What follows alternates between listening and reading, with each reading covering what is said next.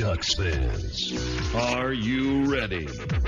You are listening to the Ducks and Pucks podcast with your hosts, Mike Walters and Eddie Jones. This is the number one home for Anaheim Ducks talk and analysis.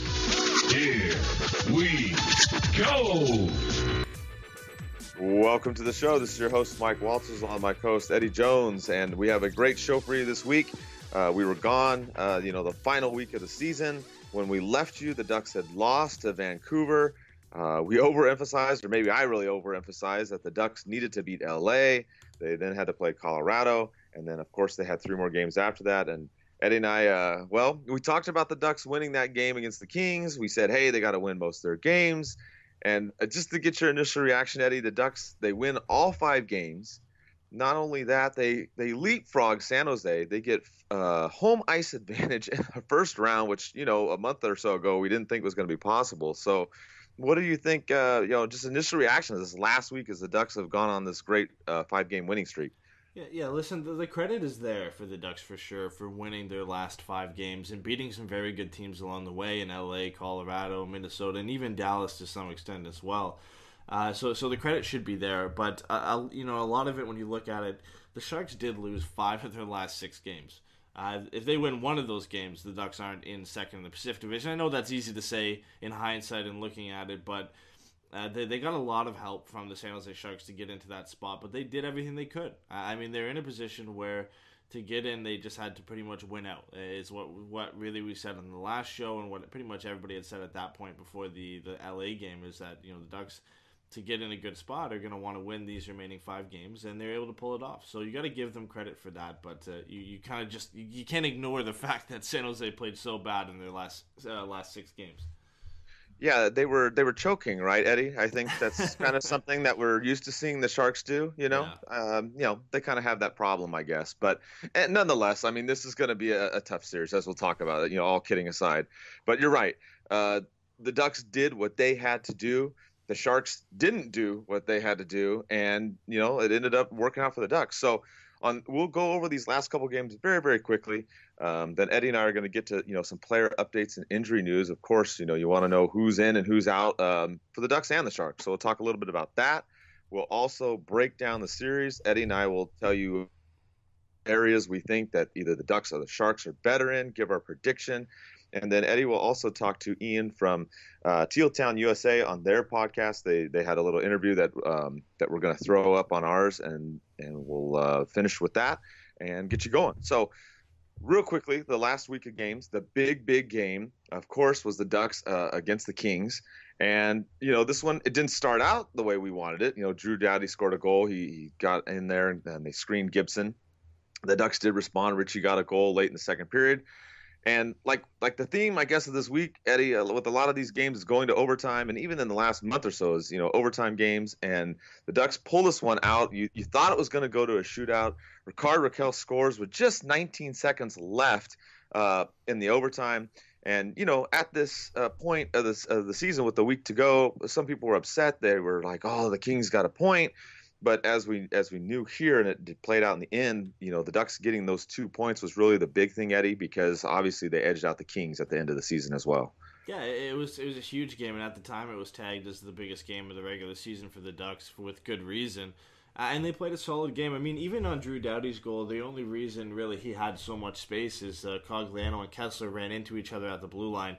And he was, it kind of caused a lot of chaos. He was able to just walk right in and snipe at top corner. Not much John Gibson could do on that play. Then Nick Ritchie picks up his 9th. And then, of course, like you said, Rickard Rakell with the OT winner. And that was the trend. Like you said, OT and getting some crucial wins in OT, something they had struggled with, not just this season, but pretty much since the inception of 3-on-3 overtime.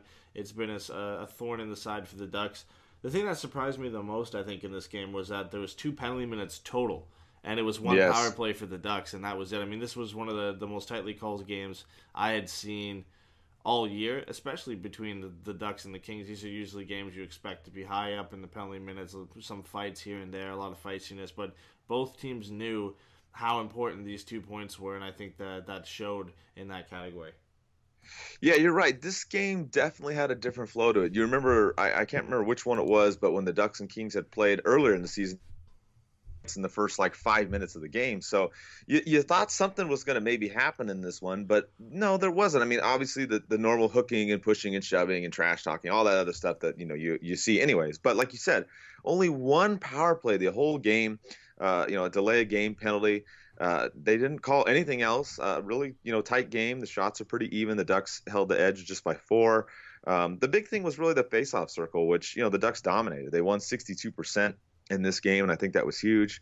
The Ducks and Kings were pretty even on the the giveaways and whatnot, but I thought the Ducks played a pretty good game. Outside the opening 5-6 minutes. After that, I felt like the Ducks, it was pretty evenly matched, and I thought they had good opportunities. And when you win the faceoffs, Eddie, as you know, the puck possession is usually a lot better for your team, and you get a lot better chances on the forecheck. And we saw that carry over also in the Colorado game, as the Ducks, they won the faceoffs, and that one 62%. And again, this was now the next biggest game, of course. I mean, every night was the biggest game of the year, it seemed like, because we went down to the final day of the season. But the Ducks pulled out this one, Eddie, against Colorado, who, they ended up making the playoffs as well. It took them the final day to figure out if they were in. This game was not quite as good. The Ducks got down, 3-1 going through the second period, but they were able to rally in the third, which we have seen some of that lately. We saw it against Edmonton recently too. And this time, Eddie, it's Kasse with the overtime winner in this game. So the Ducks go to overtime. They get another 2 points. Again, some people are like, oh, Colorado got a point. But as we found out that it didn't matter that they got that point. They barely squeaked in. And the Ducks, again, this game, not quite as good of a game against the Kings, but they did what they had to do to get the 2 points. Yeah, it was definitely a weird game because the Ducks actually played pretty well in the first and second period. They outshot Colorado in both periods, and especially in the second period, they outshot them 15-8. But it was Colorado who came out of that period with 2 goals, both by Tyson Yost. The first one was on the power play, and it was a little bit unlucky that it ends up going in on Ryan Miller, I believe, at that time, because he started the second period for the Ducks. And then the second one was a shot that I don't think anybody would have stopped, no matter if it was Miller or Gibson in net. But then you go into the third, and the Ducks got outshot 12-9, but they kind of flipped the script. They grabbed 2 goals, and then Andre Kasha grabs the OT winner off of just a beautiful move to win it in overtime. And yeah, that's the trend we were talking about, really showing up when it matters for these big games. They realized they were down. It's always tough losing your starting goaltender in the middle of the game and having another goaltender come in. And Miller, of course, lets in 2 goals. And that kind of deflates the tires a bit, but then you've just got the wherewithal to come back and get back into this game. You know how important these 2 points are in the standings, especially at the time Colorado and the Ducks were fighting for one of those wild card spots, because the Ducks hadn't really made that push yet into the third or second spot in the Pacific. So another huge win, another 2 big points, and I just love seeing that fight from them in the third period. Yeah, I mean, it was good. It was a great game. Like you said, they ended up coming back and winning. They played better in the third period, like flipped the script, like you said. The only real bad news in this, Eddie, was, Gibson and Fowler getting hurt, which obviously they ended up not playing the next 3 games. That was kind of the damper. It was like, oh, the Ducks won, that, they got the 2 points, but then they had this, 2 big injuries, really. And we'll talk about that in a minute. But as we wrap up these games, Miller had to go the rest of the way. Fowler out. Some of the younger kids had to step up. Like we said, another important win.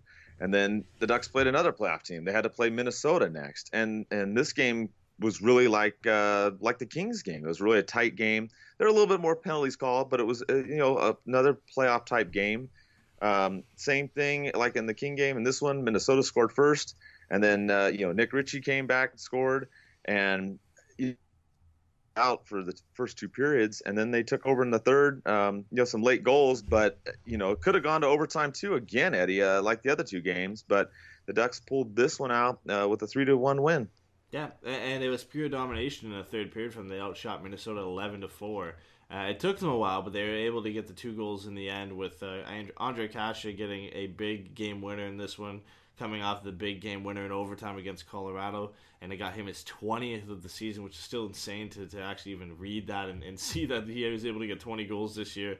and Cogliano was able to ice it, and he's been playing pretty well lately heading into the playoffs. But just another character win. You realize you're going into the second period, you're tied at 1, and I believe this was the game where the Ducks, I think, knew at the start of the third that Chicago had come back and beat St. Louis with 9 seconds left, so if they got the win, they would clinch a playoff spot, and they really played like they knew that in the third period, like I said, and out shooting Minnesota and just really dominating that final frame of the game. Yeah, and that was kind of a thing. Periods is where the Ducks rallied. They rallied against Colorado, they rallied against Minnesota, and just big. They kept winning these games. They're pretty much all tight games. None of these games were really blowout. I mean, the last game we'll talk about it. The Ducks did blow out Arizona, but it wasn't really a blowout. But we'll get to that one in a minute. But these games were all pretty tight. The Ducks kept fighting it out. Minnesota was already in, but they were trying to improve their position. And, the Ducks were able to do it without Fowler, without Gibson.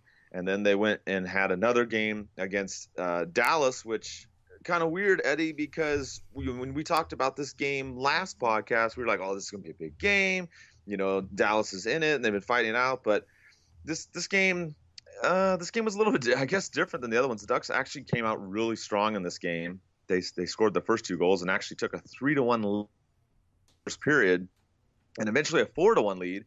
Dallas did fight back and get it to 4-3, but the Ducks ended up winning 5-3 in this one. But I think the big story out of this one is the Ducks got a good start, which always getting good starts, but we want to hopefully see that in this series against the Sharks. But I think what was interesting about this game too, Eddie, is that Dallas was in it, and they ended up barely missing the playoffs, and really that 8-game losing streak killed them, because before we thought maybe that they would be ahead of the Ducks. And it was just kind of weird in this game to see it be a meaningless game for the Stars, but they still fought it out, and the Ducks were able to prevail. Yeah, it's one of the worst collapses I think I've seen in the final month of the season in a long time. I mean, they were a team that everybody thought was going to make it. For every podcast leading up until pretty much this one and maybe the last one, I don't even know if Dallas. I think Dallas might even still been in the race the last podcast that we had done. So it's just crazy to think that they ended up missing out because of how bad they played in that month. But they didn't play like it in this game, and they had played San Jose a couple nights before, and they were down 2-0 late in the second period. Ben had got a goal for them to bring it to 2-1, and then the Stars had scored 3 straight goals and ended up winning that game, and they almost pulled it off again in this one. You had Radek Faksa, who scored a goal at midway point through the second period. Jamie Benn scores an early third period goal, and Dallas was really controlling most of that third period in this game. And if it wasn't for Andrew Cogliano getting that fifth goal for the Ducks, this could have been a very different scoreline, because Dallas was pushing, and they were making an effort despite being a team that has no reason right now in that locker room to push and try and win games, just because of how disappointing it was for them to fall from grace and miss out of the playoffs. But a good effort, but again, a good effort from the Ducks to hold on. Yeah, and I mean, we'll talk about some of these players too that are going to have to step up, and obviously we saw Silfverberg score in this one. Raquel's been leading the way, and we'll talk about some of that as we compare the series. But to see all these players starting to chip in has been a big reason why the Ducks have been doing well down the stretch. And they went into the last game against Arizona, and the same thing. You saw Raquel score again. His leading the way with the Ducks, 34 goals, just crazy this season, doing awesome. As we had talked about, Akasha earlier had 20, doing great as well. Scored in this one too. I mean, the Ducks just getting scoring everywhere. And this game against Arizona probably wasn't the best one out of the 5, I would think, Eddie. But I mean, the Ducks got it done. They shut down the Coyotes. They did get outshot, but they did win this one 3-0. It was kind of, I don't know, it wasn't as exciting, I guess you would say, as some of the other games. But the Ducks did what they had to do. They shut out Arizona in the final game of the season, and it was weird because when we were all watching this game at this point, you knew that the Sharks and the Kings were playing. Everything was still up in air, but those 2 games had started later, so you didn't know what was going to happen. You just knew that we could win and the Ducks would be in third. And then, of course, Eddie had that crazy chart that he put together with all those outcomes. I think you scrambled like math, like me. I was like, what are you doing? I remember asking him, what did you just do? Like, what is that? So you came up with this, the whole scenario of, who would the Ducks play? The Kings, Vegas, the Sharks, because we knew it was going to be one of those 3 teams. But needless to say, the Ducks got it done. Like you said, they got some help from San Jose. They got some help from the Kings as well, and they pull off second place, on the final day of the season. Yeah, it was crazy because there was 27 different outcomes that we'd come up with for the possible outcomes from the final games. Most of them involved the Ducks playing the Sharks, with the Sharks getting home ice advantage. I think it was 17 of the 27. The rest, except for one, were Vegas. With Vegas obviously getting home ice, the Ducks would have been falling to the wild card spot. And the last one was playing the Kings in the first round, with the Ducks getting home ice advantage. So it was a crazy ride. And the Ducks only had 3 out of 27, so 1/9 of a chance of getting home ice advantage in the first round, but they were able to pull it off. I mean, they did what they had to do in these last 5 games, and especially in this one. They got the win. It wasn't pretty, but they got the 2 points, and then they just waited to see what happened. And I think at the end of this game, we'd looked at the other scores, and Dallas was up 4-0 on LA. Jamie Benn had a natural hat trick in the first period, and you're like, oh, that one's pretty much over. Minnesota had gone up 2-0 early. San Jose had tied it, and it was, I think, 2-2 at the end of that game. You're like, oh boy. Well, I mean, at least the Ducks have gotten in a secured third. It'll be interesting to see what Minnesota can do in the final 2 periods of this game. And they just blew San Jose out and ended up winning 6-3. And it was great. I mean, the grind that the Ducks have had to get into this second spot in the Pacific Division has been unbelievable, with the adversity that they faced all season, with the injuries early on, with Ryan Getzlaf not coming back until early December. Ryan Kessler didn't come back until after Christmas, and just the injuries dotted throughout. And it's just crazy that they were able to actually make this push, win the final 5 games of the season, and end up getting home ice advantage in at least the first round. Yeah, I mean, you look at what happened, this last month or so, and we talked about some of the other shows. We weren't sure if they were going to make it at that point. You and I still thought that they would, but it was still, there was a question mark. They were fighting it out. They were kind of like, okay, first wild card, second wild card. Some nights they changed position like 3 times depending on who was playing who and everything. And I think it was just amazing because once it got towards this final week, it looked like they were going to make it. But then to make it and come into second place despite all these injuries in the beginning of the season, of course, there's some more now. We'll get to those right now. But, just an amazing stretch for the Ducks to go through all that, come out in second, have home ice advantage. And we'll break down the series in a minute. But, we have some of the updates, too, with some of the practices that happened the last couple of days and the injuries. So there's some good news. There's some bad news. I guess the big one, Eddie, that really affects this series when we talk about comparing the 2 teams is John Gibson. I think the big thing, Eddie, is that he's been on ice and practicing the next 2 days, and it looks like he's going to be available for Game 1. Yeah, that's the big thing, and that's not anything against Ryan Miller. I think Ryan Miller can come in and win you a couple games, but if the Ducks are really looking to make a long run and push for a Stanley Cup this year, John Gibson is going to have to be healthy through the entire playoffs. I mean, he's been a Vezina caliber goaltender for the entire season. His consistency, I think, is what's impressed me. Is he's been good all year. It's not like he just really turned it on and was bad before that. I mean, he did have a great, I think it was since January, where he had just phenomenal numbers, goals against average under 2, a save percentage over .93. He was just on fire, but he's been pretty much doing that all year when he's been in between the pipes for the Ducks. So it'll be important to have him in Game 1. The fact that he played a full practice is a good sign. I think they're going to try and push him back no matter what. The only thing that scared me at the time is it's one of those injuries where it's the upper body injury. Landeskog caught a piece of his head. It's day-to-day, and those are like all the negative signs that you usually see before a concussion gets announced. And obviously we haven't really heard anything on the extent of his injury, but that was the thing that worried me. So the good news, like you said, is that it looks like he'll be ready for Game 1, and the Ducks have nothing to worry about on that front. Yeah, absolutely. And when we get to the series, we'll talk about that because that's one of the big advantages that we feel that Anaheim has. Now, some of the bad Cam Fowler is out 2 to 6 weeks with the shoulder injury was mentioned, and we kind of talked about this before. Eddie and I were thinking, that Fowler could be pushed back sooner. Maybe, that the injury is only labeled as 2 weeks because of the playoffs. So I don't think we'll see him in this series, but if the Ducks are able to advance, Eddie, maybe he pushes and gets back for round 2. Yeah, I don't think Cam Fowler makes an appearance this series unless they really feel like they have to push him back if they're down, 3-0, 3-1, or they feel like that he may be close to coming back in a game 6 or game 7 and they need his presence back there. Other than that, I just don't see it. I feel like the 2-6 was generous. I mean, they put the 2 in there just to hope that he could be back for game 1 of the first series if they were to make it at the time when he was injured. So I think that's what it was, but it seems more like a 4 to 6 week thing. Let him rest out the first round. Just hope you can rely on the guys like Boschman, Pedersen, Bieksa, who seems to be back in the lineup for game 1.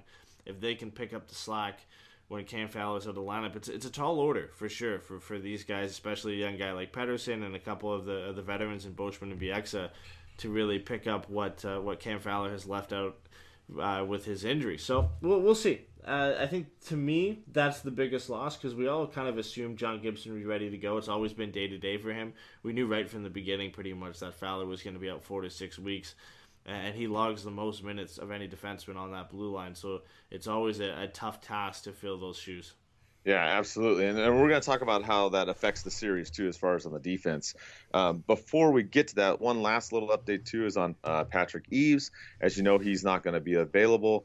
It sounds like there's a couple issues going on that we had heard. It's that his right foot was still not 100%. If you remember, he kind of had aggravated that earlier in the and the other issue is his conditioning. I guess they decided to shut him down because he couldn't get his conditioning to where it needed to be to, play a full 60-minute game. So it's unfortunate. He was trying hard. There was, obviously the footage of him trying to get back to full status, but it's not going to happen. So the Ducks are going to have to, go without him and see how he does over the summer and comes back, hopefully next season. So with that, we'll get to the breakdown of the series. Real quick, before we do that, we have a Patreon website, patreon.com/DucksNPucks. If you like the articles and the show that Eddie and I do, also we have the postgame show as well. You can go on there and support us. You'll get some free stuff that we'll give out to you. We'll do some shout outs on the show. And if you have a business, we can advertise for you too. So there's a whole lot of good stuff on there. So check it out, patreon.com/DucksNPucks. Okay, let's get to the series now, Eddie, and let's break it down for everybody. Give our predictions, what we think about who's going to do, better in certain areas. So I guess just a real quick look at the regular season. Oh, we talked about this. We don't put a lot of weight on it, but San Jose won 3 of the 4 games. But 3 of these games did go, into extra sessions. So if you look at that, you can take it with a grain of salt or however you want to look at it. But those games were also way earlier in the season for the most part, too. So I don't look at the season series so much. Plus, a little bit of is changed. Is obviously you all painstakingly knew the Ducks didn't have a lot of their players in the beginning. So it's a little bit different now. So there's the regular season. I don't put a lot of weight on it. The thing I do really think that's important to look at in the regular season, Eddie, is their records. And I think for the Ducks, getting the home ice is extremely huge, not counting the overtime games because the overtime regular season games are not the same as the playoffs. Obviously, you don't have 3-on-3, you don't have shootouts. But if you look at just their regulation games at home, the Ducks are plus 16 in wins and plus 3 on the road. So that's what I think is key, and this is not necessarily the record against each other, but I think the fact that the Ducks have the home ice advantage could be huge, especially if this goes 7 games, Eddie. Yeah, that was huge for them to pick that up because I think that sways the tide a little bit in their favor, and it's kind of why, from what I've seen from different analysts around the National Hockey League and in the media, that they're giving the Ducks a slight edge right now because of that home ice advantage and the fact that everybody's seen what this team can do at 100% healthy, and I think that's why not including, or at least not putting too much weight on the season series makes sense with this matchup because the Ducks haven't really been fully healthy until after Christmas, and they've been a completely different team after that. But you still got to put some weight behind it. I mean, the Sharks have played the Ducks well this year. They've all been close games except for one where the Sharks blew them out. So it's going to be an interesting matchup. I feel like no matter what, it's going to be a tight series, probably a 6 or 7 game one, but that's where that home ice advantage comes in handy because you've got the chance to start off well and gain some momentum having the first 2 games at home. And then if it gets to it, you've got that last game, the game 7 at home as well, which is definitely a huge advantage. So it's great to have that one up on the Sharks to start the series. Yeah, I mean, absolutely. So the Ducks, if they can come out and win those first two games at home, which are huge. We did post the schedule. If you didn't hear, game 1 and 2 will be Thursday and Saturday. I will definitely be at both of those games. Thankfully, my work schedule allows me to make it, so I will be at those. And real quick, we will have a watch party for Game 4 at El Ranchito in Orange, like we have done before in the past. And if you show up, kind of a theme, I guess, of the show too is everybody gets a free gift for coming to that. And we'll talk a little bit more about some other free stuff that we're doing a little bit later in the show. But anyways, that's kind of the schedule. Like we said, it gives a little bit of an edge to the Ducks as far as the home ice. So talking about the offense now of the two teams, Eddie, we look at the stats here. The Ducks averaged 2.82 goals per season. They were plus 19. The Sharks were just over 3.01 and plus 23. So looking at these two offensively, I like what the Ducks have done recently, and they've been getting some more balanced scoring and whatnot. We all know about the consistency and everything, but what do you think as far as the offense? Do you think the edge still goes to the Ducks on this, or do you think the Sharks, who've been kind of a little bit more consistent throughout the season? Yeah, I mean, it's very, very close, I think. If you look at the top line, the way it's been working for the Ducks, it's obviously Raquel, Getzlaf, and Perry. And then you've got for the Sharks, it's Pavelski, Evander Kane, and Jonas Donskoy. And I think those are pretty close. I give the slight edge to the Ducks just because of what Getzlaf and Raquel have been able to do this season. But it's the slightest of edges because Pavelski and Evander Kane are just as dangerous. And Jonas Donskoy can step up on occasion and hurt some teams. He can have some very good games. If you look at the second line, and this is why I think things start to drift a bit, you've got Kessler, Cogliano, and Silfverberg for the Ducks. And then you've got Kucher, Thomas Ertl, and Mikhail Bodker. Normally I would say it's pretty close. I just think that that inconsistency that second line has had all year, and a lot of it is due to Ryan Kessler's hip injury and him not being at 100%. So I give the slight edge on that second pairing to San Jose, just because you know what you're going to get for them. I mean, Logan Couture is a 60-point, 30-goal guy this year, the only 30-goal guy on the Sharks. That's going to be a deadly line to match up against, and you would expect probably Kessler's line to get the matchup with the Pavelski line. So then you've got Getzlaf going up against Couture, which is going to be probably the marquee matchup of this series. And then you look at the third line, and this is where they get a little bit interesting because I feel like they both kind of provide that same type of potential. It's almost an energy line for both teams, where you've got Richie, Henrique, and Kasha for the Ducks, and you've got Timo Meier, Kevin LeBanc, and Chris Tierney for the Sharks. I feel like it's pretty even on this one. I mean, that line for the Sharks has an average age of 22. It's a lot of young guys on that line, but then you've also got Andre Kasha and Nick Ritchie who are around the same age, and you've got that little bit, I guess, of a veteran presence in Adam Henrique up the middle and in how well he's been doing since coming over to Anaheim. So for the top nine, I think it's pretty close. I would give a slight edge to San Jose for just the consistency that they've had with those lines since putting them together. But if the Ducks can get things going, if Kessler and Silfverberg Cogliano can play the way that we've seen them play at times, and if Henrique, Cash, and Richie can play that way, then I think it could sway in Anaheim's favor. The difference for me, and the big difference, comes on the fourth line. And, of course, they're not going to play that much where it's going to make a difference. But when you look at the spare parts that the Ducks and the Sharks have, the Ducks have Chimera, Kelly, Grant, Vermette, JT Brown, and maybe Troy Terry, which is obviously a lot better than the names previously mentioned. The Sharks, on the other hand, they've got Yannick Hansen, they've got Barclay Goodrow, Joel Ward, Marcus Sorensen, Eric Fair, and Melker Karlsson. That, in my opinion, is a lot better in depth forwards that they can bring in. I mean, Melker Karlsson's a guy who can really put the platoon on any line and make a difference. Yannick Hansen and Joel Ward are definitely third-line forwards, in my opinion. So I feel like their fourth line is almost a 3B, and that could create some matchup issues for the Ducks, even though they're not going to play that much. So it'll be interesting to see what they do. In a whole, on offense, I give a slight edge to the Sharks. But if Kessler and Henrique's lines can get hot, then that edge is very, very small. Yeah, I agree with you. I think that the Ducks' top line, obviously, Perry, Raquel, and Getzlaf, if they keep doing what they're doing, that's going to be good. And we'll talk a little bit more about that, too, in one of our fan questions at the very, very end. But I agree with you. I really think it comes down to the Kessler line and the Henrique line. If those guys, those six, can get things going, they can also obviously slow down the Sharks as well in the Kessler line. It's going to be huge.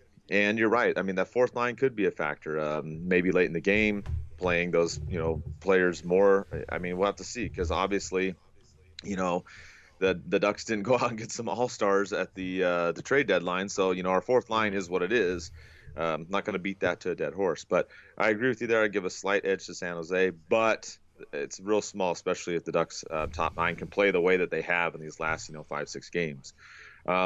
Switching gears to the defense now, looking on the season, the Ducks have been better. They gave up 2.55 goals against per game, and the Sharks gave up 2.76. So you've got the Sharks, scoring a little bit more, but giving up a little bit more. So this one's kind of tough for me, Eddie. I still give the edge to the Ducks on this one, but I think part of the issue is obviously having Fowler gone, and then it looks like Bieksa is going to be available, which I know some of you out there have mixed feelings. Some of you, don't really care too much about him, and some of you do. Some of you have pointed out what we've talked about is he does play better in the playoffs. So this one, I give a slight edge to the Ducks, Eddie, but I do think one of the issues is going to be the third pairing for Anaheim, and that's going to be key, because if the third pairing, the top four is going to be fine even without Fowler, but if that third pairing sloughs off, depending on whoever is going to be in it, whether it's Bieksa, Boschman, whoever, that could make a little bit of a problem there and give a little bit more of an edge to San Jose. Yeah, I think if Fowler's in the lineup, it's easier to say that the Ducks have a bigger edge on the defensive side of the game. I mean, they finished third in goals against average, but a lot of that has to do with the goaltending that they had this season. Sharks finished 10th, which is pretty good considering the goaltending struggles they did have with Jones and Dell struggling at times. So it's interesting because, I mean, San Jose has that star power. They've got Brent Burns. That helps a lot when you're, and it kind of sways opinions a bit, I think, too, when you're looking at defense and how they match up. In his partner, you've got Paul Martin, a guy who hasn't really played in the NHL that much this season. Joakim Ryan is hurt for them, and is really why Paul Martin is filling in on that spot. So I think that brings down that pairing a bit. But whenever you have Brent Burns out there, it's going to make it dangerous. Of course, the Ducks' best pairing is Lindholm and Manson, and that's going to be one that's relied upon heavily to stifle a deadly Sharks offense. So I think those two match up pretty well. I'd give a slight edge to the Ducks just because you know what you've got with Lindholm and you know what you got with Manson. But with Paul Martin, I think it makes that pairing, even though Brent Burns is clearly the best defenseman in this series, I feel like having Paul Martin is a little bit of suspect on that line. Looking at the second pairing, you've got Francois Beauchemin and Brandon Montour, and you've got Marc-Edouard Vlasic and Justin Braun. In this case, I'd give maybe a slight edge to the Sharks because I think, again, you know what you've got with Vlasic, and I feel like Justin Braun's serviceable enough to make that pairing okay. Beauchemin and Montour just scare me because we know together they've been together a lot this season, and most of the time it hasn't looked that great. Lately, with Fowler going down from injury, they've looked okay. Beauchemin's kind of changed up the way, at least from what I've seen lately, and how he kind of supports Brandon Montour, where he doesn't really jump up in the rush that much. Not that he does a lot anyway, but he's really covering well for Brandon Montour, which has allowed Montour to do what he can do. So that one's close for me, and then again it comes down to this bottom pairing because the Sharks have Brendan Dillon and Dylan DeMello on that bottom pairing, and the Ducks could go with anything of Pedersen, Walensky, Kevin Bieksa, Holzer if they want, but in my opinion I think it's probably going to be Marcus Pedersen and Kevin Bieksa, and that's tough. I feel like Pedersen adds that upside where maybe he can provide a little bit more than you're expecting from him. You know what you're going to get from Kevin Bieksa, but I feel like it's still a better option than having both kids out there in Pedersen and Walensky. But I still have to give the slight edge to Anaheim. I just feel like the depth that they have on that blue line is going to really help them. And once Fowler comes back, it turns from a slight edge, in my opinion, to a big advantage for the Ducks if you have those two top four pairings together. Yeah, and I would look for those two top pairings to log some ice time for sure in these games, especially depending on the situation as the games unfold in the third period, which, the Ducks may have to do that, given the third pairing situation since Fowler's out. So look for that. I do think, you talked about Brent Burns. I think where he gives, San Jose a good advantage, and we'll talk about it now, is the special teams play. You look at the Ducks on the power play, they're 17.8%. The Sharks are pretty good at 20.6. You got Burns back there blasting those slap shots. doing what he does on the power play. So I think that's where the Sharks are going to have a pretty good advantage. The other part that's in there, of course, is the penalty kill. The Ducks are 83.2% on the season. The Sharks are 84.8%. Obviously, the Ducks played a lot better on the penalty kill in this last week or two. So, looking at this, part of it really, I think, comes down to the way that the Ducks play their game. We've seen it where they've lacked discipline and they've gotten into penalty trouble. We kind of saw that in the Arizona game at the final game of the season. But then we've seen other games where they played, with good discipline, like the game against the Kings. So I give a slight edge to the Sharks based upon the numbers and everything. Of course, also Fowler being out as well affects some of this too. But if it's going to change, or if it's going to help the Ducks in any way, I think the biggest thing that they can do, Eddie, is they can control the way that they play. And obviously you and I know this, and we've talked about this on the show for the last bazillion years now, is that in certain games we feel like the refs are against the Ducks, but they're just going to have to play their game. They're going to have to work on the forecheck, work on shutting down, obviously, whichever line for sure that Kessler's going to go again. Work on that, play their 5-on-5 game, and not necessarily worry about the penalties, because if they do that and they get in trouble and they let the Sharks get a lot of power play opportunities, then we could see that the Ducks might be in trouble in some of these games. Yeah, I think the only thing you got to worry about is the Ducks playing their game usually leads to a lot of penalties for them. I mean, the way they play and the physical style that they kind of deal out on a daily basis, it really leads to their undisciplined style. And that could be an issue for them. And I know some of the penalties they take are dumb, and especially Nick Ritchie is a guy who gets a lot of heat for some of the dumb penalties that he takes. You really can't give the Sharks any chances on their power play because they have guys who can hurt you. I mean, of course, Brent Burns is going to be the centerpiece there, and then you've got Pavelski and Couture. Joe Thornton's out of the lineup. I mean, if he was in, you definitely wouldn't want to give them any opportunities, because that first unit would be that much more deadly. But you add Evander Kane to the mix as well, and yes, it's the 16th ranked power play, but I feel like with the guys they have out there, it's definitely a lot scarier. For the Ducks, I feel like they have the personnel, and I think we've always felt like this. I mean, this team's a couple years removed from having the best power play in the National Hockey League, including the best penalty kill. And I feel like they just lack a designated trigger man on the power play. It's a lot of passing. It's a lot of looking for the perfect pass on most occasions.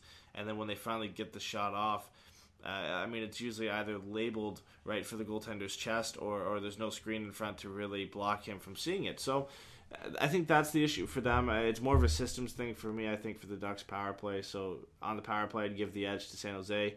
And on the penalty kill, I think I got to give the edge to San Jose as well. I mean, they are ranked better, second at 84.8, like you said. Ducks are fifth at 83.2. But I feel like the Ducks penalty kill, and this is just from watching it, this isn't really diving into the numbers, but a lot of their penalty kill success, I feel like, relies on the exploits of John Gibson and Ryan Miller, while San Jose's penalty kill, on the other hand, they don't have the same quality goaltending in front of them, so it's a lot of the system that they deploy and the players that they have out there. So I feel like I'd give the edge to them on the penalty kill, and then as a whole in the category of special teams, I think San Jose comes out with more than a slight edge. I feel like they definitely have an edge, at least going into this series, on special teams. Yeah, and like I said, we're on the same page on everything. We feel the same way that, San Jose does have a little bit more of an advantage on special teams play, at least, like you said, to start the series. But the big key, really, it's the last category, of course, Eddie, is goaltending. And if we want to talk about a category that the Ducks have more than a slight edge in, we're going to talk about Gibson, being in net. And obviously the good news of him practicing, getting in these full practices, and most likely being ready to go for game one. I don't want to say it's a for sure thing, but we're pretty sure. But if you look at the way Gibson has played, outside of him staying healthy, I know that's a concern for some people, and obviously if he stays healthy for the series, we'll be fine. But you look at the numbers, you kind of touched on it a little bit earlier. You look at him since the All-Star break. I mean, he's 14-4-2, goals against 1.95, save percentage 0.937. So outstanding numbers.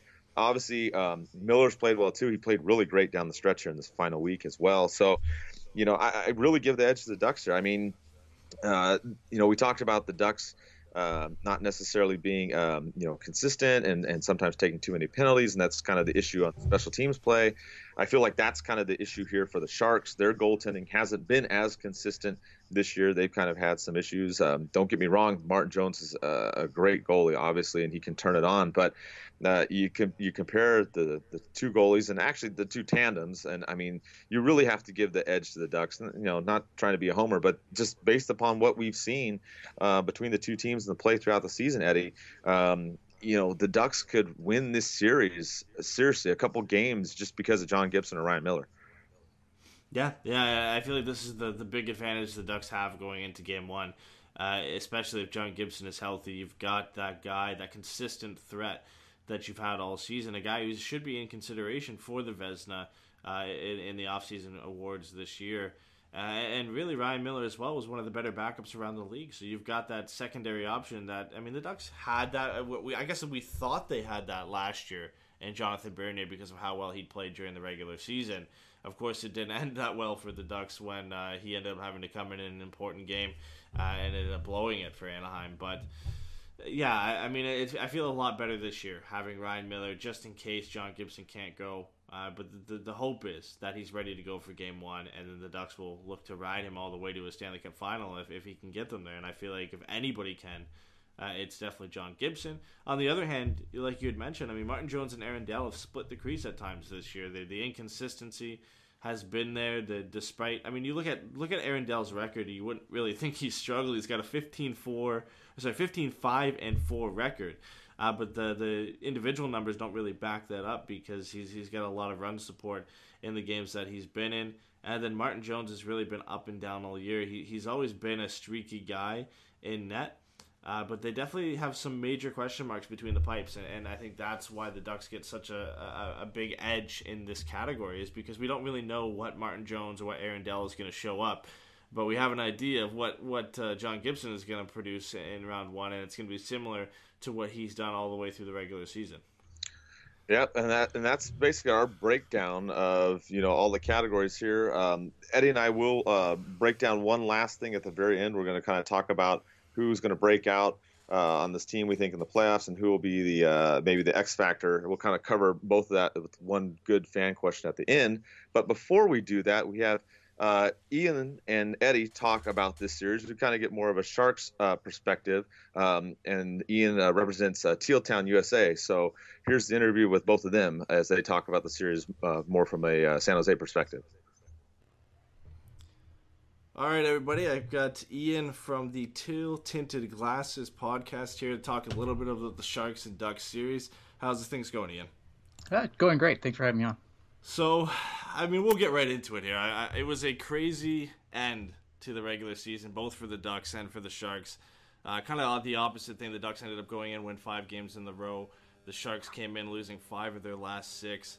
Does that have you worried a little bit? Do you think it's kind of, some people say clean slate going into the playoffs, don't worry about what happened in the regular season, or do you take it a little bit more seriously, the fact that they struggled a bit going into the playoffs? I think the thing that concerns me is the health, I think, of the Sharks going into this series. If the Sharks, especially with Evander Kane's been such a lightning rod for this team that when he was back out of the lineup again, with whatever undisclosed injury he had, or possibly still has, to be honest, they weren't as good. And then the last game, I mean, they didn't play very well even with him back in the lineup. So I think that's the concern, is not so much how they finish, just the health going into the series. Yeah, and the Ducks are kind of in the same boat, right, with Cam Fowler being out and John Gibson being questionable for Game 1. I think the big thing, and it was a key factor we had talked about before, is the health of Joe Thornton and how big of a role he can play for this team when he's 100% healthy. The latest I've heard is he's doubtful for Game 1, but there's like a shadow of doubt over that statement, whether he could even be ready for the entire series. Do you think he returns at all for the series, and how important is his performance on the ice if he doesn't get back? My concern with Joe Thornton coming back is, A, is he healthy enough to be back, and B, does everyone kind of be like, hey, Jumbo's back, now we can all just kind of relax a little bit? Because we've seen other teams have this in the playoffs, where like a big gun comes back and everyone's kind of just like, yeah, we're good now. So I think that's my concern. I honestly, I'd be surprised if Thornton's back this series. I don't expect him to be back, but if he is, and he can play, then great. I mean, I'm never going to say no to having Joe Thornton on the ice, but I not counting. Like, I would rather be pleasantly surprised that he suits up than disappointed that he doesn't. Yeah, I think I think that's how a lot of Ducks fans feel right now with Cam Fowler. His prognosis is 2 to 6 weeks, but I feel it's a little bit loose on the 2 weeks. They've just kind of put that in there, just hoping he'll be back for the playoffs, and it's more of a 4 to 6 week thing. And we probably don't see him to the second round if we're that lucky. But I think it'll be interesting because those are really 2 X factors that are out of the lineup for both the Ducks and the Sharks, in Joe Thornton and Cam Fowler, and the impact they could bring. But if he does come back, and I've looked at the Sharks lines a bit, but I haven't looked at them enough to know if it's consistent. But from what I've seen, right now they run Evander Kane, Pavelski, and Donskoy in the first unit, and then Couture, Hurdle, and Bodker on the second. Where does Joe Thornton fit if he comes back? Is he a third line center, or does he bump Pavelski back to the wing? Or yeah, I think if Pavelski, if Thornton comes back, I'm assuming they'll bump Pavelski back to the wing and leave Evander Kane on that line and see what happens there. And then probably, the third line doesn't change all that much. The second line probably gets Donskoy back, maybe pushes Bodker back down to the third line with Chris Tierney and probably Timo Meier. Yeah, but their depth, and we'll move into the offense here to start things off. The depth that the Sharks have, not just in their top 9, but even some of the guys you see on the fourth line in Jannik Hansen and Joel Ward, those are third line players on some good teams as well. Mm-hmm. I feel like now, we had given the edge in the podcast before this to the Sharks on offense, and I feel like that's a pretty fair statement. I mean, they've just got 3 consistent lines they can throw over the boards, and they've been pretty good all season.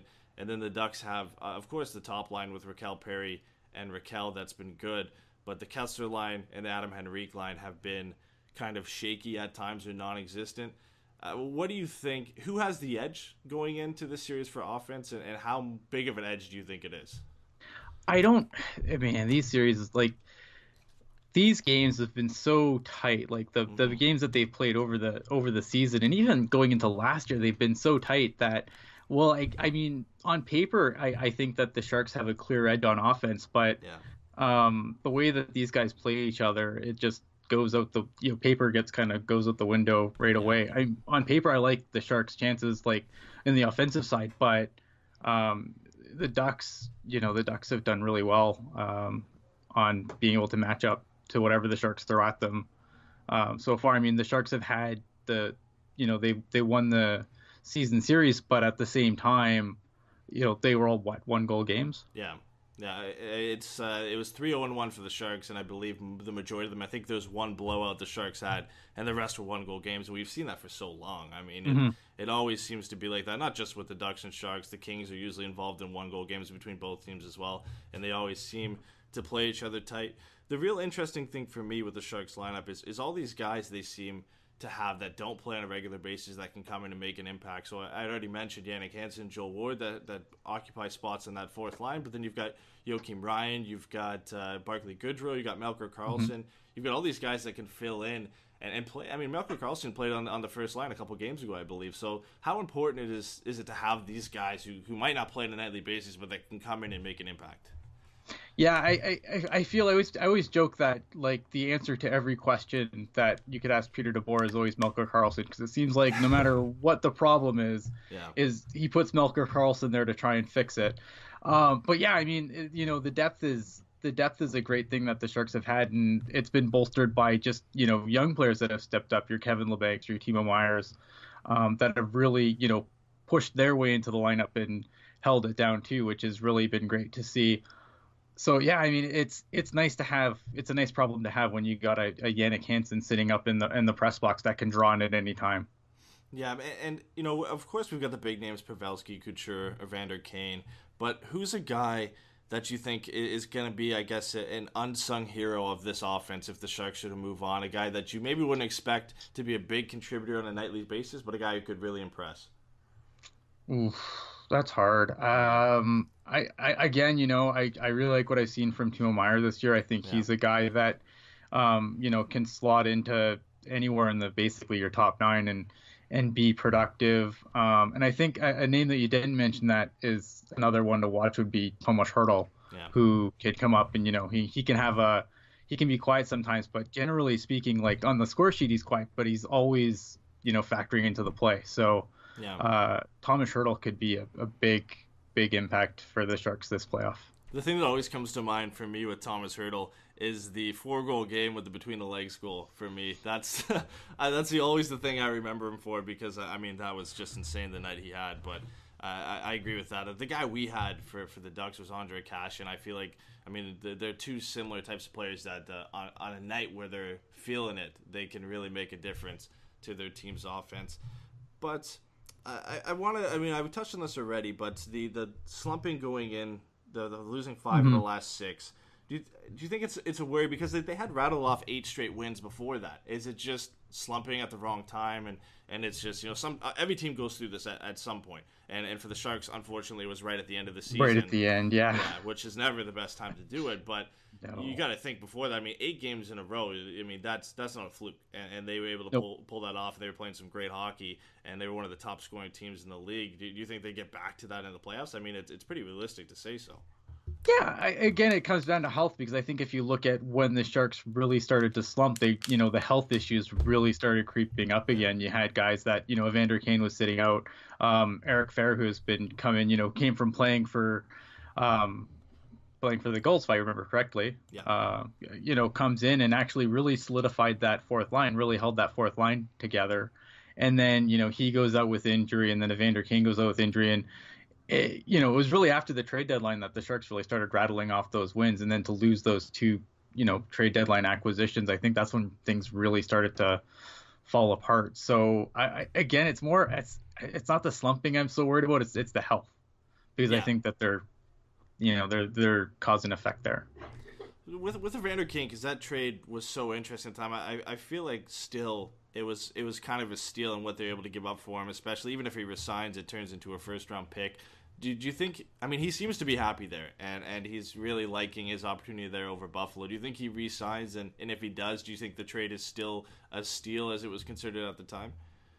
Yeah, absolutely. If I would be really, really, really disappointed if Evander Kane finds greener pastures come free agency. I'm not going to lie. That'd be devastating because of the impact that he's had coming in. I remember when the trade happened, I thought, well, they covered all their bases pretty good. So if he doesn't stay, like, it's not the end of the world. But now with the way he's played, I can't imagine this team without him again. Yeah, I mean, a lot of people, we did a whole trade deadline show that day live, and there was all the news about the Ducks being involved in Patch Reddy and Evander Kane, and then, of course, the Sharks get Evander Kane, and the big deal of the day for us was Jason Chimera out of the Islanders. So it was a bit disappointing, but I mean, he's been great there, and he's had a couple unbelievable games and really just an unbelievable time with the Sharks. So I'd be surprised if he didn't, because this team is still going to be one that competes next year, and he'd be a huge part on that, because he right now he's the go-to guy to score goals on this team. And I mean, you've got guys like Pavelski and Couture as well, who are definitely going to be relied upon, but it's nice to have that extra guy in the lineup, because they really haven't had that. And again, I could be wrong here, but the last time I remember they're having that type of player is Danny Heatley when he was in with the team, that type of elite goal scorer.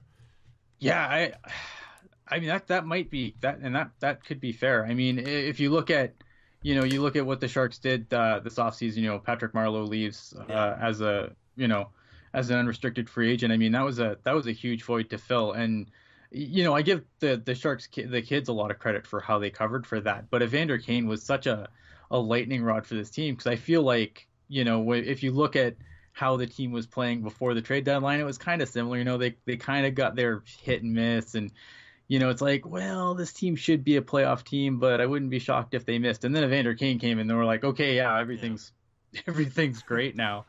But yeah, no, it's definitely an element, especially with Joe Thornton being out. I mean, he basically took a team that we were kind of expecting. I think a lot of us were kind of feeling like before the trade deadline, like this was a team that was just going to be happy to be there. Yeah. And now it's a team, we feel like even without Joe Thornton, like this is a team that can do some damage. Yeah, and it really does look like, I mean, they've played excellent hockey all year, and I think a lot of people are sleeping on them a bit just because of the last 6 games here where they lost home ice advantage. I think if they win 2 or 3 of those games, they get home ice and they're sitting pretty comfortable, and I feel like a lot of people aren't sleeping on them. But I want to shift gears here and look at defense, because I feel like this is, if you had to pick something that's really, really close and if it's hard to pick an edge here, I feel like it's defense. Of course, the Ducks line up with Lindholm, Manson. With Fowler out, it's Boschman, Montour. And the bottom pairing is what scares me the most. It's Pettersson and Welinski.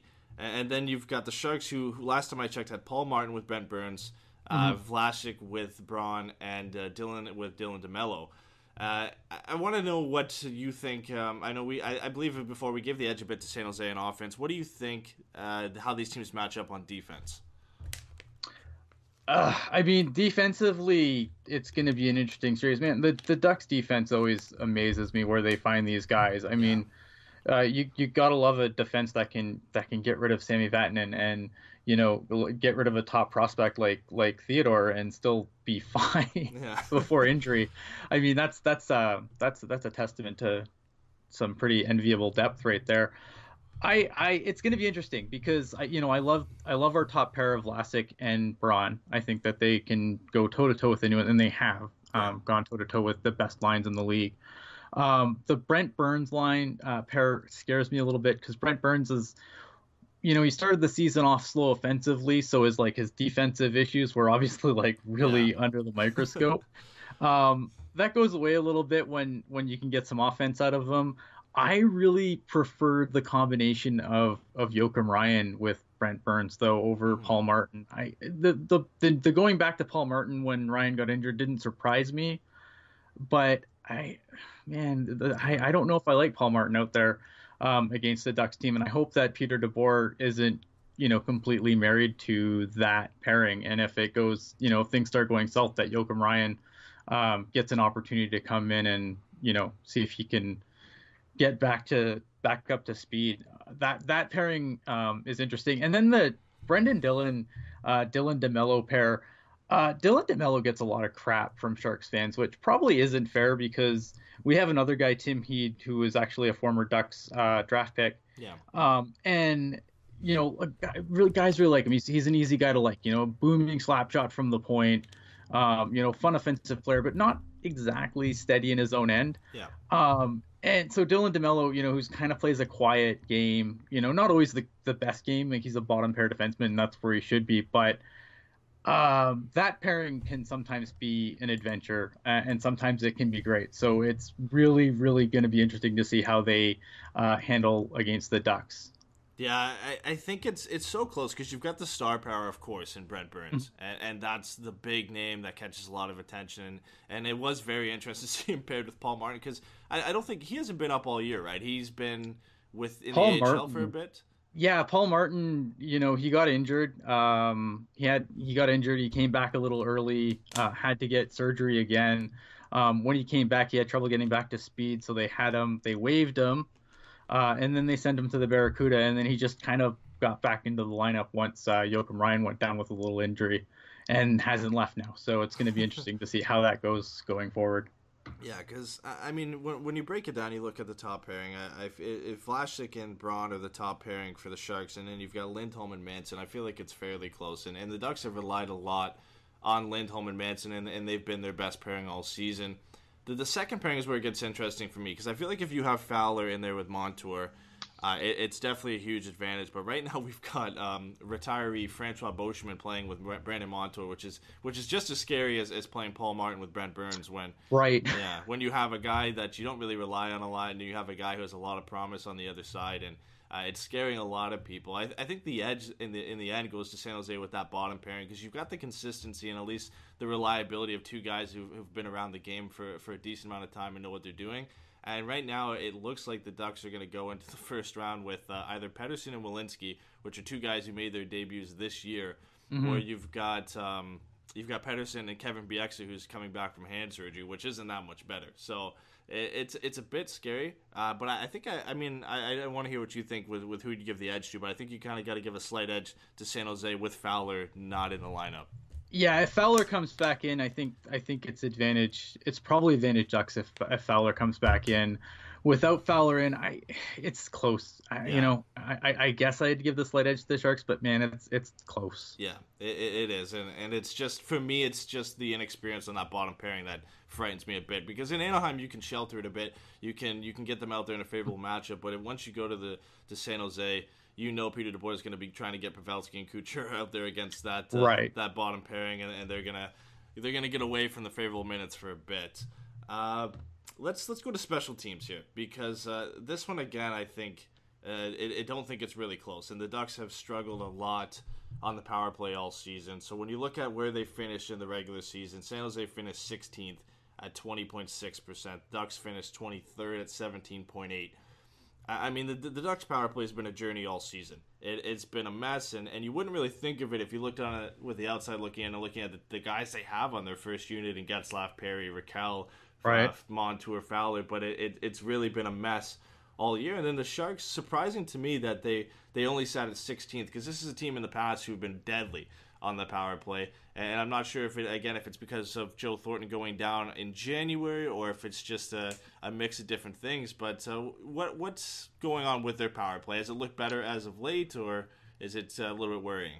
No, the power play is one of the biggest points of concern that I think any Sharks fan should have going into this series since Joe Thornton's come down. It's funny because with Joe Thornton in the lineup, a lot of people complain that the top power play unit is too predictable, but the power play significantly dropped off without Joe Thornton in the lineup, and it never really found its pacing. I think it was successful for I don't know the numbers, but it was the amount of success to power plays for over the last stretch of the season was atrocious. It was absolutely atrocious. Yeah, it makes sense. I mean, that's his bread and butter right there on the power play. I think you got to give the edge to San Jose on the power play just based off the numbers and the guys they have in the lineup right now. The Ducks just haven't been able to figure it out for whatever reason. The one that's interesting to me is the penalty kill, because both teams sport good penalty kills. San Jose's the second best, Anaheim's the fifth best. Now, I've been critical of the Ducks penalty kill all season because I feel like a lot of the credit has to go to John Gibson and Ryan Miller, because their save percentage on the penalty kill has just been unbelievable. They've kept the Ducks in it a lot. And on the flip side with the Sharks, the goaltending hasn't necessarily been consistent all season with Martin Jones and Aaron Dell, and I feel like their penalty kill is a little bit more system side. I think that's a lot has to do with credit to the players they put on the ice and not so much relying on goaltending on most occasions. Yeah, I think that I think that'd be a pretty fair assessment, to be completely honest. But penalty kill is not like if you look at the things that the Sharks have to worry about going into the playoff series, I wouldn't count the penalty kill among them. I think the penalty kill's been pretty solid, and I think it goes back to the system more than the goalie. Although Martin Jones has been great the last couple of months, where Aaron Dell kind of had a little hot start and then kind of dropped off. But I mean, those goaltenders on the other side, though, like John Gibson, I like. Actually, it's funny because I got called out on the show for saying something with John Gibson, and then I had to look at the numbers. I'm like, man, I'm so wrong on this. It's just because it's funny, you see it's hard because normally we have our teams they have a couple of games before the season ends, whereas I think we were done with each other in December or something silly. So I hadn't seen. I think it was I saw the blowout game, and I'm like, yeah, well, and you don't really kind of see the teams play each other down the stretch, so you don't see as much. And I had to be corrected by my co-host Kevin Lacey, and John Gibson's been fantastic, and I'll happily eat crow on that one. Yeah, I mean, that's a good segue right into the next topic. Is his goaltenders, and on most occasions, I think this has been sort of a down year for Martin Jones until as of late. It's been a real struggle because he's really fought to share the net with Aaron Dell at times. I mean, Aaron Dell's record is extremely good, but his numbers don't really support that a bit because he's had a couple bad games lately. But, I mean, you look at the December 27th is the number that sticks out in a lot of Ducks fans' minds, because that's when we finally got everybody back healthy. It was when Ryan Kessler came back. Getzlaf had been back for a couple games prior. The Ducks' save percentage since then, I believe this is 5-on-5, is 93.5. San Jose's is 91.25. I feel like if John Gibson is ready to go, which is still questionable for Game 1, I think the edge has to go to Anaheim just because of how good he's been. I mean, we've talked about before on our show that he has to be in consideration for the Vezina. Maybe not to win it, but he should at least get a couple votes here and there.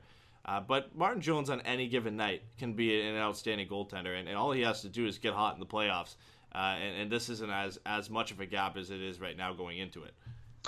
Yeah, I think the goaltending matchup is going to be pretty close. In the playoffs, even last year when we got outed to we got killed by the Oilers. But I mean, if you look again how banged up the team was, Martin Jones I thought was great in the playoffs last year, and he was in my opinion the MVP the year before when we lost to the Penguins. Martin Jones he's a streaky goalie, and I think a lot of NHL goalies are. And he had some troubles midseason, but I feel like that's the way he's kind of been since he's come here. He goes, he's hot and cold, and he always kind of has this midseason slump in the middle. As long as that slump doesn't return in the playoffs, I mean, I like the goaltending matchup. Even with a healthy Gibson, I still Martin Jones has never really given me reason to doubt in the playoffs. Yeah, and like you said, all it takes in the playoffs is to get a guy go hot in the playoffs, and then you can make a good run. I mean, pretty much any goalie who gets in the playoffs has that ability to just play well for a 16-game span or 24-game span or whatever it is to get all the way there. They have that ability, and I think, of course, it's beneficial to have John Gibson in for the Ducks, and that's really the big talking point right now, because we all know Fowler and his timetable, but Gibson's been listed as day-to-day after getting hit by Landeskog. It's got a lot of us worrying because he skated today, but if he's not ready to go, and you look at Ryan Miller going in, and yes, he's been great, but it's a tough situation to throw a guy in, even a guy with the resume that he has. But I'm definitely more comfortable going in with Gibson and Jones than I am with Miller against Jones. It would just be, I think it would just be too worrying. Yeah, I mean, you don't. I mean, obviously, you don't sign a backup to with the ambition of him playing, starting minutes in the playoffs. I think that, I agree. Ryan Miller, he has a great resume, but if it's Ryan Miller game one, I'm, as a Sharks fan, I'm kind of licking my chops. I'm not gonna lie. Yeah, no, exactly. I mean, that's definitely favorable for sure. The last couple things I want to look at here, and they're in a bit, but. What's an X factor you think for the Sharks if they're going to win this series? And I know it's like I said, it's kind of arbitrary, it's kind of vague, but what do you think is one thing that would be an X factor for the Sharks if they're going to pull out this win? It's got to be a healthy Evander Kane. I mean, I think everything seems to just kind of live and died with Evander Kane lately. So a healthy Evander Kane to me is the one. That's what's going to get us through this series. That's what's going to. That's what's going to get us as far as we get in the playoffs, I think. Yeah, and for me, what we had listed for the Ducks earlier in the show today was that they just have to have that depth scoring consistently, because you're going to come up with a team that can put out Pavelski. That Pavelski line is going to be good with Evander Kane. You've got Logan Couture on that line, and he's been good all season. And then that third line, that third line scares me more than anything, I think, is Chris Tierney, Kevin Labanc, and Timo Meier has a lot of promise to be a line that can match up very well against other teams' third lines or possibly the fourth line. So I feel like for the Ducks, they got to get Silfverberg, Kessler, Cogliano going, and Henry, Kasha, and Ritchie have to get going, or it's going to be tough, because the Sharks are just going to consistently be winning matchups if they're not getting things going. It's it's going to be interesting though, because I think another X factor is probably going to be the faceoff dot, because I feel like that's one place where I think the Ducks are generally pretty good in the dot, whereas the Sharks, if you have guys like Couture is the center of that line, but Hertl takes a lot of those draws. Yeah. So it's going to be interesting to see. I think it's going to be interesting to see how the face-off battle goes down between the two teams. Yeah, because I feel like at least for the first two home games, it's probably going to be Kessler's line against Pavelski's line. And I feel like Pavelski can handle himself in the face-off dot against Ryan Kessler. The big matchup, I think, is where it's probably Ryan Getzlaf against Logan Couture. And if Thomas Hertl is taking those draws, I mean, Ryan Getzlaf isn't an ace when he in the face-off dot, but I feel like there's definitely an advantage there for him over Thomas Hertl, and it all depends. I mean, that to me is the interesting matchup on who's going to win that, because the Kessler-Pavelski is going to be a war. But I think the winner to come out of the Getzlaf-Couture matchup is going to be important. Absolutely. The last thing here, and I mean, we kind of touched on this because you had talked about how a guy that you think is going to, maybe not a big name guy, is going to be Timo Meier, but who's an unsung hero you could see coming out and being a big name in the series, not just up front, but just anybody? Oof, man. It's hard because like everyone's been so. I mean, I think a name you brought up earlier was Chris Tierney. I think Chris Tierney is another guy that could, be. I think he's sung definitely in Shark circles, but I think as far as maybe people from the outside looking in, I think Chris Tierney might turn a lot of heads this series. Yeah, and the guy we had picked, and it's no surprise to anybody listening to this right now from the Ducks side, but it's Ondrej Kase. Just the way he's played down the stretch. He had the big OT winner against the Avalanche. He had the game winner against Minnesota, which obviously ended up clinching a playoff spot for the Ducks. He's been an unbelievable surprise for Anaheim this year. 20-goal scorer, former 7th-round pick. He's been a guy that I don't think anybody expected to do this well, and he's fit well on that third line, and he's going to be a guy they're going to need to continue to play well, because he could be a guy that could come out of nowhere and get a couple big goals here and there and win some games. Definitely, yeah. That's definitely, that'd be a good name. I think if I was trying to pick a name from just outside looking in, that'd probably be a name that I'd pick as well. Well, we got to get to it because it's going to come up, but what do you think this series goes? Who's the eventual winner? And I know it's tough because right now you're on a Ducks podcast, so it's tough. I know. I think it's gonna be close, but what do you think it's gonna finish out as? I think I have on my bracket. I think I have Sharks in 6, but I wouldn't be. I've been really confident when this team's healthy and it plays well. I think if they're healthy, then I think that they can. I think they're set up good against the Ducks. I think they would have been set up good against the Kings as well. Yeah. Should that have been the playoff matchup for the 18th billionth time.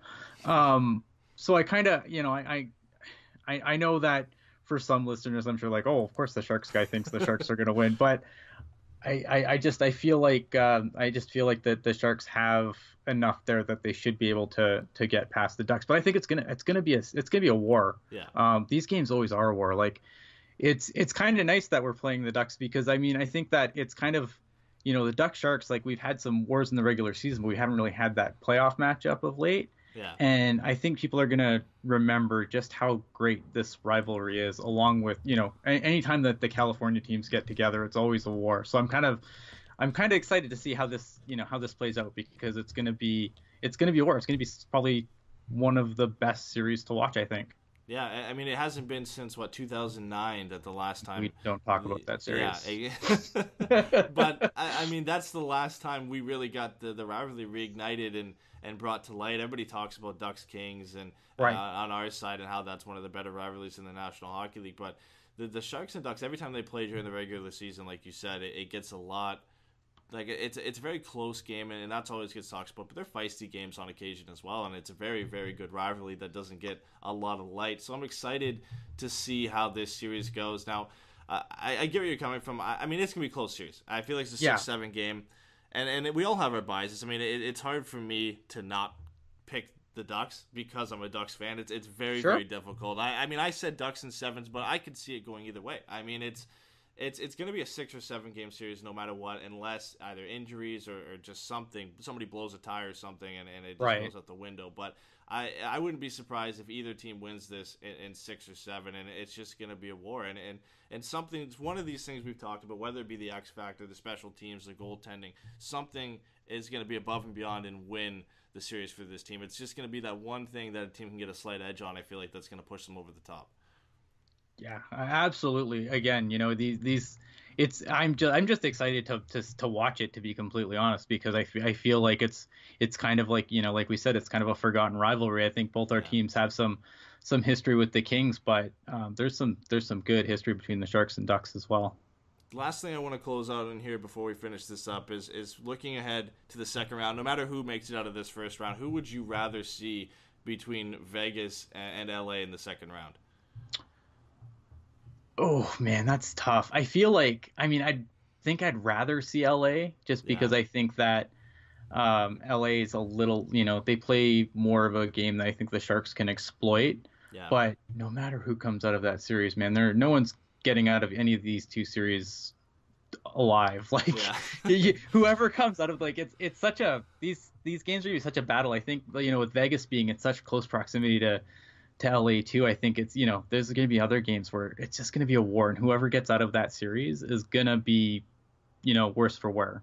Yeah, is over. Yeah, my thinking behind it is a lot of people are kind of sleeping on Vegas again going into this first round, like they did at the beginning of the regular season, Sure. and I think like most of us did, even at the 25 game mark when they were playing so well, we were waiting for them to slump off. If they make it to the second round, I feel like again they've proved people wrong that they're for real. I don't want to face them in the second round because they've proven themselves then, right? So. Yeah, no, I mean, I would rather, I'd rather face the Kings because I think that the Sharks could match up better with the Kings. I don't want none of this Vegas nonsense, man. No. I want none of it. I don't want to go into T-Mobile Arena either. I mean, that place is the thing that the one that always comes to mind of such a great atmosphere is when the Ducks played the Jets. I think it was 2 years ago, and it was just a whiteout. It was the craziest thing I've seen in a long time, and I feel like T-Mobile Arena is just going to be nuts. It's been almost impossible to win there all year. I think the Ducks have won there once this year, and I couldn't believe it. But I don't want to play there because I mean you got 4 games there potentially, and I feel like Vegas could easily win all of them. Yeah, no, I completely agree. Like I am done. I am done betting against the Knights. That's for sure. Yeah, I think most of us are. But thanks a lot, Ian, for coming on the show. I think it's great to get the second side of the opinion. I mean, we always like doing this during the playoffs because it's a lot of Ducks talk, but I feel like a lot of people appreciate getting the other side, so it's not too much of a homer podcast. Yeah, I mean, obviously you want to. It's good. It's good to talk both sides. I mean, this has been really fun. I'm glad you had me on. All right, perfect. If you guys want, go check out Ian on Twitter, and also check out the Teal Tinted Glasses podcast. That we were having a mouthful with that on the earlier show. It takes a little bit of warming up to, but we got it out here. But again, thank you for coming on, and hopefully we can have you on again sometime. And even if it doesn't turn out well for the Ducks. Hey, either vice versa. I'm game. And that was Ian. We want to thank him for coming on and talking with Eddie as they broke down the series. Obviously, giving more of a Sharks opinion there, so you guys can kind of get a feel. And it's not just Eddie talking about how we feel about this series. But anyways, the last part we want to do real quick. We have a real good fan question from Khalid. He asks, who do we think is going to break out this postseason? It's also kind of an X factor thing that Eddie and I had talked about. What could be the game changer, and tilt the scales basically in the favor of the Ducks or maybe the Sharks too. So, what do you think, Eddie? Who do you think will break out for the Ducks, or what X factor do you think can shift this series one way or another? For me, I think for a guy who could break out, it would be Jakob Silfverberg. I mean, the easy pick here is probably Andre Kasher, but I think Silfverberg has looked very, very good in his last 5 games. He's got 6 points in his last 5 heading into the playoffs, and I just feel like he's a guy that's primed to just have a good playoffs, and he's going to need to, because if he does, he could be the catalyst to get things going for the shutdown line. That's going to be very important because he's the offensive threat on that line, right? So he's going to be the guy that's looked to really be the spark to get that line going, and I feel like if he can get going early on, he's going to be a guy that can really be important for the Ducks in this postseason. I mean, he's a streaky guy. I mean, we talked about Martin Jones being a streaky guy in net. Jakob Silfverberg's a streaky guy up front. So I'm hoping that what he's done in the final 5 games here can translate into some success, at least in this first round. Yeah, I agree with you. I think the obvious choice would be Kase. I mean, obviously, we talked about him and stuff that he's been doing lately. For me, the one that I'm going to throw out there, and it's probably one that a lot of people have talked about, is Corey Perry. You look at the Ducks top line, you look at the assists that Getzlaf has piled up, even though he's only really played like about 2/3 of the season. You look at the goals that Raquel's piled up. You look at how those two have played together. It's been great. And then of course you have Perry, which depends on who you talk to. I mean, some, you love him, hate him. He had 17 goals this season. He did have a lot more assists, 32. But I know a lot of people were disappointed in the goal production. They wanted to see somewhere between, 25 and 35, somewhere in that kind of number. So to me, he's one to look for. I mean, if the Ducks are going to get going and get a long streak, I think the second and third lines do have to pick it up, as you and I have talked about throughout the show, Eddie. But I also like to see Corey Perry get it going. He had a great postseason a couple years ago, but some of the other postseasons he has not had, the scoring that we'd like to see. So to me, if he gets going on that top line, then I would say watch out. I see the Ducks going pretty far this postseason. Yeah, he was a big part of Corey Perry. Was a big part of the Ducks' postseason success last year. He had a big goal, obviously, against Edmonton to win it in overtime. I think it was double overtime that he ended up winning, getting the pass from Ryan Getzlaf. He had a big game in the series against the Flames. So he's just been a big part. I mean, postseason hockey is what Corey Perry lives for. And he really always ups his game to get on that level in the playoffs to really just up his game and be the guy that we're used to seeing from him. I mean, he gets a lot of flack for the production that he has during the regular season, and a lot of that is due to the contract. I mean, he still had 49 points this year, which isn't anything to slouch about, but it's the fact that he's making $8.5 million, and you look at Ryan Getzlaf, who has an identical contract and has put up 61 points in 56 games, and we all just want the 30, 40, 50 goal scorer Corey Perry to come back and not have to worry about it. But you know, I feel like he always ups his game for playoffs, and we've seen it in the past, and I feel like we're going to see it in this series here, especially against the Sharks. I mean, we hear all the time about the Kings and the Ducks and the rivalry that they have. And the last time we saw the Sharks in the playoffs was in 2009. And I feel like this is a huge part. I mean, me and Ian talked about this, but I think it's a huge game and a huge series to really reignite this rivalry in people's minds. I mean, we don't really talk about it enough, but all the games that San Jose and Anaheim play are always close games. They can get feisty at times, and I'm really excited to see how this series pans out, because I think it's good to get this rivalry back in people's minds. I agree. The rivalry between the Ducks and the Sharks is pretty strong too. And, we're going to wrap this up. The best thing is, series out, they stay healthy and win this. But we'll give our predictions right now, Eddie, after discussing everything and going over it with the Sharks. Ian there on their perspective. What do you think as far as the Ducks in this series? How many games, who wins, and whatnot? Yeah, I still think it's going to be the Ducks in 7. And I feel like goaltending sways the tide of this series for Anaheim. If John Gibson can stay healthy for the entire 7-game series, I just feel like he's going to be able to will them through those games. And I still give San Jose some credit, because I think they have what it takes to win this series. I just feel like the edge that the Ducks have in goaltending is going to be a huge factor to them. And really, in the playoffs, the main thing you need to go a long way is to have your goaltender get hot. It's almost impossible to make it all the way and win it if your goaltender's not playing at the top of his game, and I feel like that's the huge edge for the Ducks in this one. But if we look at this and look back at the end of the series, and either the Sharks or the Ducks win this in 6 or 7, I'm not going to be surprised.